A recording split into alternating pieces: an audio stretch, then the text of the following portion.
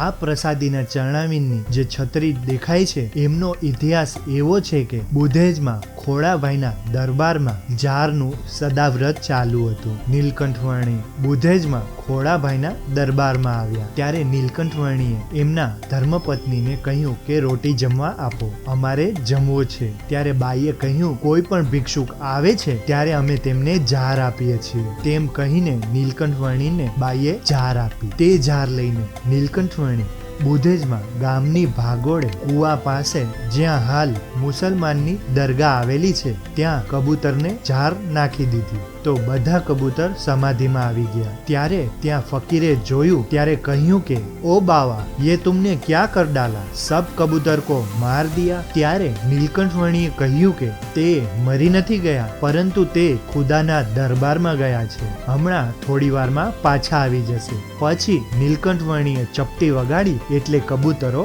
ઉડી ગયા. આમ પછી નીલકંઠવર્ણી ત્યાંથી આથમણી દિશામાં રવાના થયા. આમ જે જગ્યાએ કબૂતરોને સમાધિ થઈ હતી તે જ આ પ્રસાદીની જગ્યા છે.